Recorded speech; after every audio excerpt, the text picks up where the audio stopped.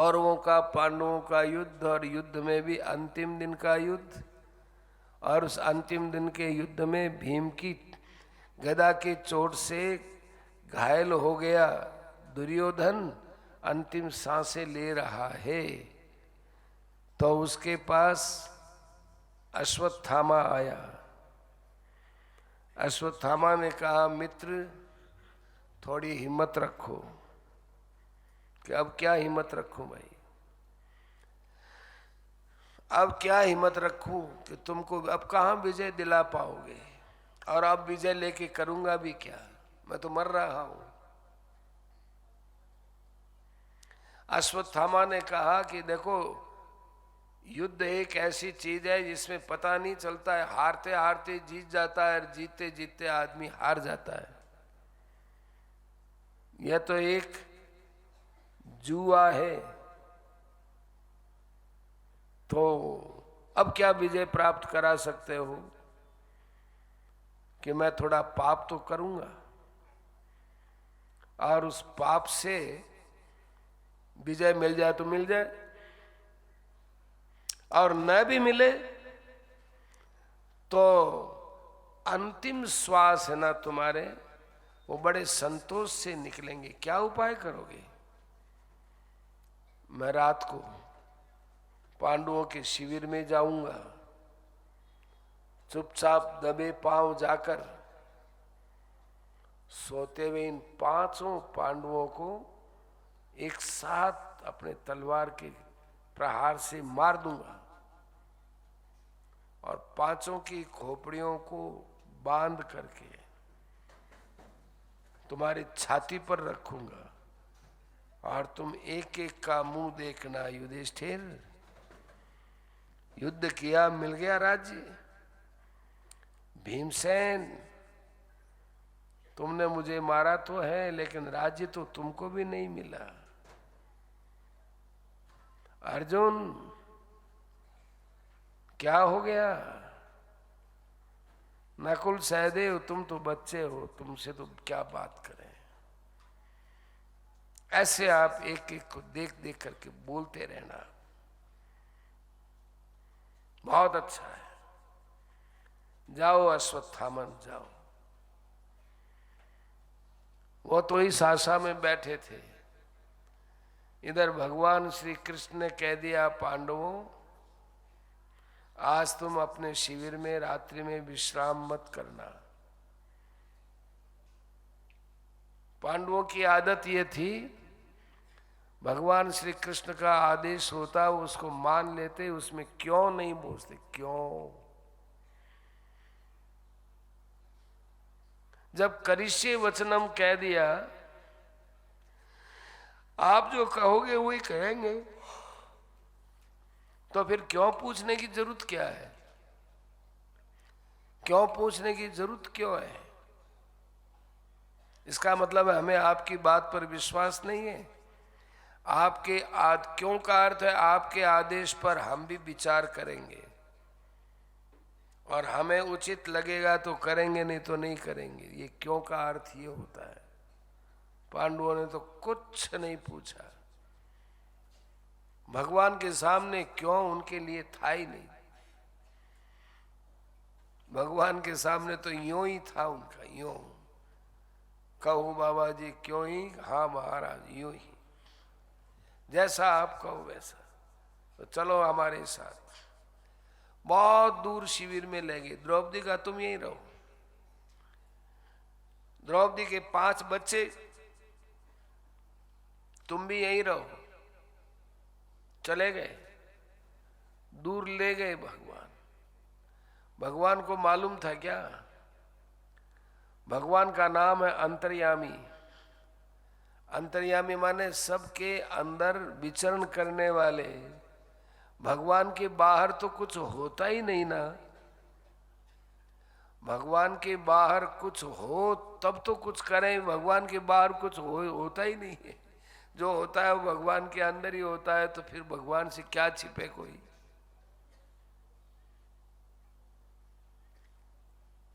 इधर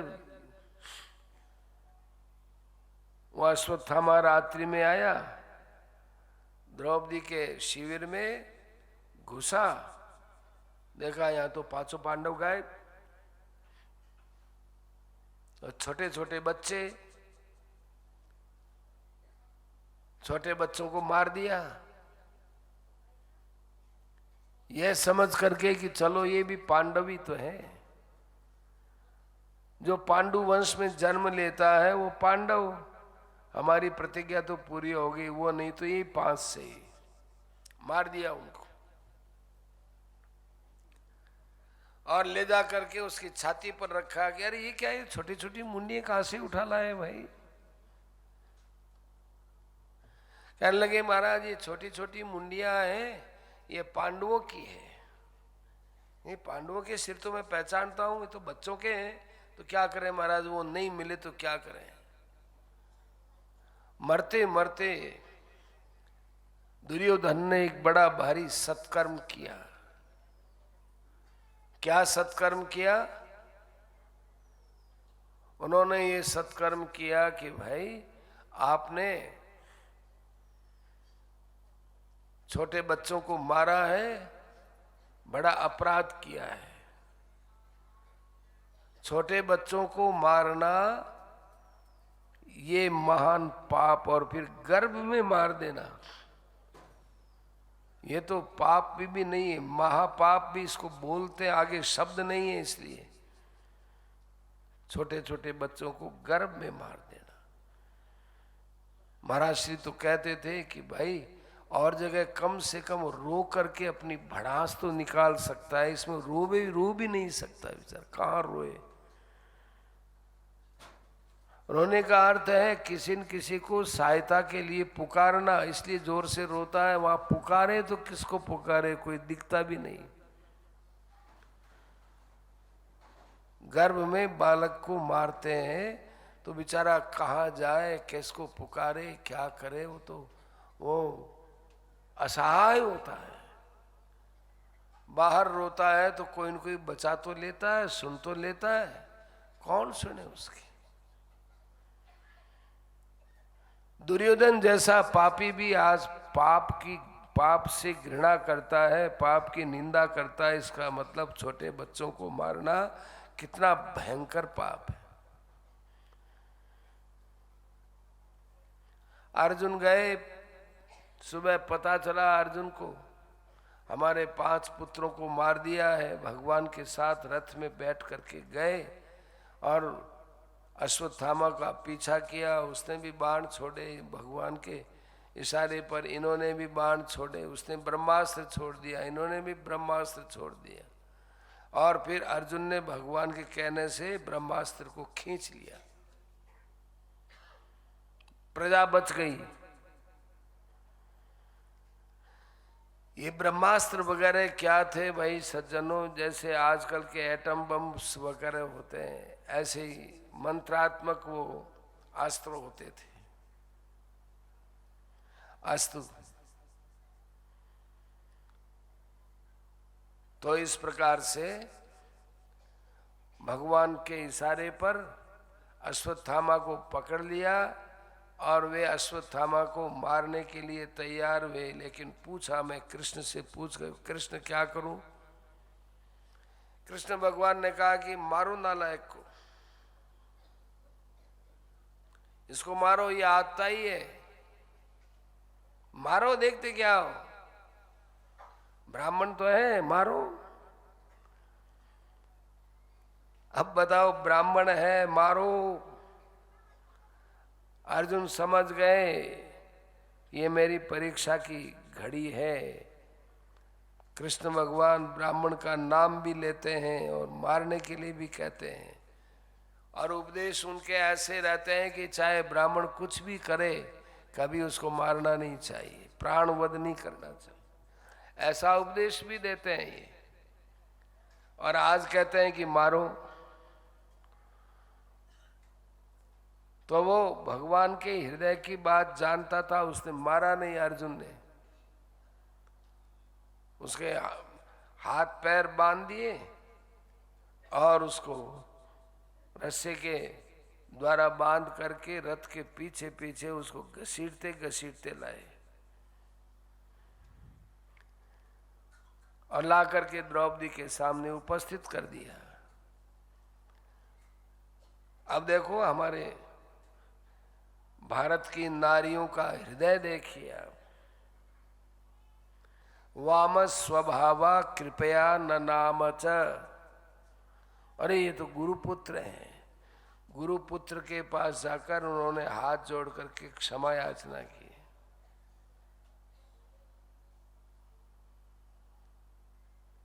क्षमा याचना की उन्होंने,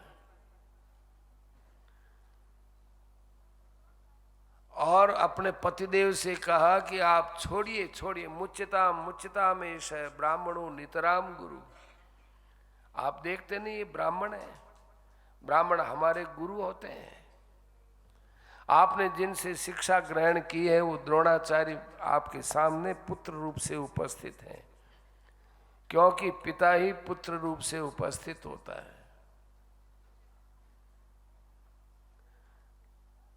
मेरे 5 बेटे मरे, मैं रोऊंगी, लेकिन कृपी जब रोएगी, इसकी मां रोएगी अश्वत्थामा की, उसके रोने में कितना दर्द है। ये कैसे दर्द है? दर्द इस प्रकार से है कि कृपी है, द्रोणाचार्य की पत्नी है, वो विधवा है, और आपने इस पुत्र को मार रहे हो, तो विधवा को बेटे मरने का कितना दुख होगा। और हम द्रौपदी के पति जीवित हैं, सधवा है द्रौपदी, इसलिए द्रौपदी के द्वारा ये जो विलाप हुआ है और ये जो क्षमा करने की बात आई है, बिल्कुल न्याय युक्त बात है। द्रौपदी कहती भी है कि मां रोदी दस्य जननी गौतमी पति देवता। इसके आप पति तो रहे नहीं, बेटे को और मार दोगे। कुछ मानवीय दृष्टि से विचार करो। बड़े खुश हो गए सब, युधिष्ठिर जी भी खुश हो गए, अर्जुन तो खुश थे ही, नकुल सहदेव सब खुश हो गए। सबकी प्रसन्नता लेने के बाद भीमसेन बोलता है, द्रौपदी कौन होती है बोलने वाली? अर्जुन तेरा निर्णय तो मैं करूंगा, तेरे से बड़ा मैं हूं। कि अपने में सबसे बड़े तो भाई युधिष्ठिर महाराज है ना, युधिष्ठिर जी हैं निस्संदेह सबसे बड़े, लेकिन तुम्हारे लिए तो मैं तुम्हारे लिए बड़ा हूं ना, इसलिए मेरी आज्ञा मानो और इसको मार दो। अब अर्जुन भगवान की तरफ ताके कि महाराज ये क्या करे। भगवान ने बड़ा अच्छा रास्ता निकाला कि ठीक है अर्जुन, युधिष्ठिर जो तुमको आदेश दे रहे हैं कि इसको छोड़ दो, ये बात भी सही है। भीमसेन कह रहा है कि नहीं इसको मार दो, ये बात भी सही है। दोनों ही बातें आती हैं शास्त्र में, दोनों ही बातें हैं।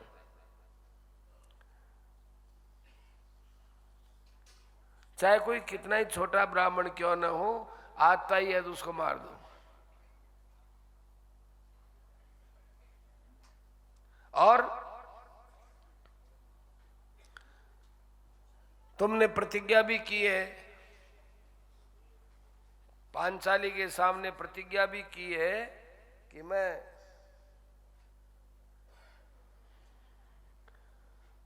इसको अभी मारूंगा। वो प्रतिज्ञा भी सत्य करो, पांचाली की बात भी मानो, मेरी बात भी मानो, भीमसेन की भी बात मानो, बड़े भाई अर्जुन की भी, बड़े भाई युधिष्ठिर की बात भी मानो, सबकी बात मानो। अर्जुन को अब भगवान के इस बोलने के लहजे में ये बात समझ में आ गई कि भगवान क्या चाहते हैं। अर्जुन ने उस समय उनके रस्से वगैरह सब खोल दिए अश्वत्थामा के, और एक छुरा हाथ में लिया, उससे उनके सारे केश कतर दिए और केश कतरने के बाद उनका माथे पर यहाँ धन था, मणि थी, वो मणि उखाड़ दी गई और वो मणि दे बलराम जी को दे दी। वपनम द्रवणा दानम, माने ब्राह्मण की हत्या कैसे होती है? ब्राह्मण की हत्या होती है या तो उसको मुंडित कर दो, या धन उसका छीन लो, या उसको धक्का दे करके स्थान से निकाल दो, ये ब्राह्मण का वध होता है। ये सब काम हो गया। अब इधर सब लोग गए, गंगा में स्नान किया। महाराज युधिष्ठिर ने सबको, भगवान श्री कृष्ण ने युधिष्ठिर आदि को सबको बैठाकर ज्ञान दिया। पुत्र शोक में डूबी हुई गांधारी थी, गांधारी को भी समझाया। फिर 3 अश्वमेध यज्ञ किए, युधिष्ठिर को राजगद्दी पर विराजमान कर दिया। पहले ही हो गए थे। अब वे वहां से प्रस्थान करते हैं।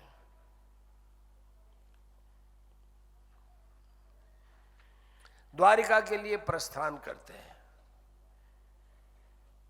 द्वारिका के लिए ज्यों ही प्रस्थान करते हैं त्यों ही अभिमन्यु की पत्नी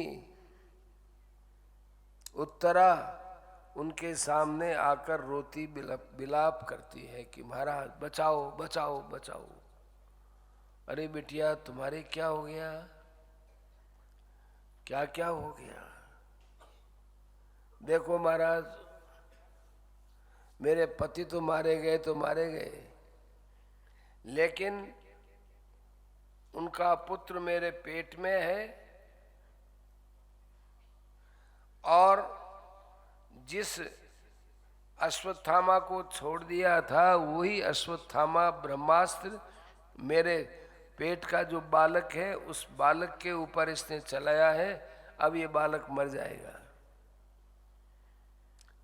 यदि मुझे मारने के लिए आता तो मैं कोई आपसे प्रार्थना नहीं करता, कम से कम मेरा एक बच्चा है, इसको सुरक्षित रखो।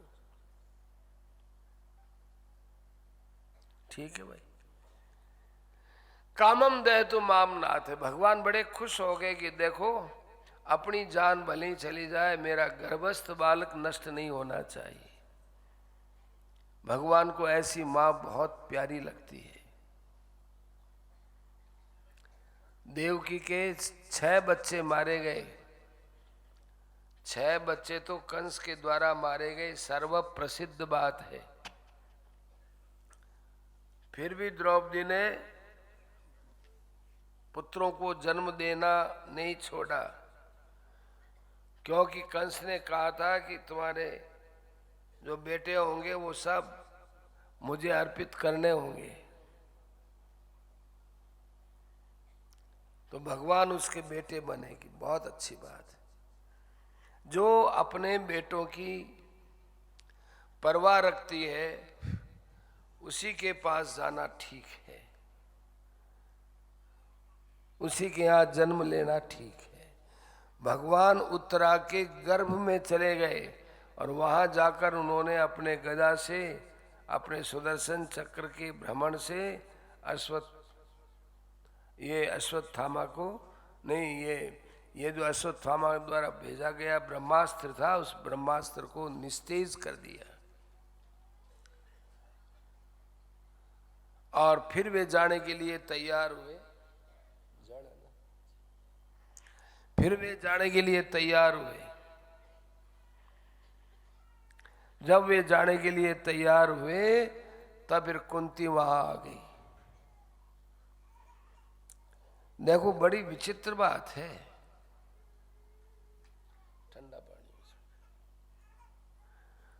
बड़ी विचित्र बात यह है कि ये जितने यहाँ पर प्रसंग आएंगे, ये कोई प्रार्थना करेगा, कोई भगवान से क्या कहेगा, कोई क्या कहेगा, ये क्या बात है? यह एक कारुणिक प्रसंग है। जैसे गीता का पहला अध्याय विषाद योग है, ऐसे ही ये भागवत का पहला स्कंद है, ये विषाद स्कंद है। नई अपडेट्स पाने के लिए जय श्री लाइव टीवी के YouTube चैनल को सब्सक्राइब करें और नोटिफिकेशन बेल पर क्लिक करके वीडियोस का आनंद लें।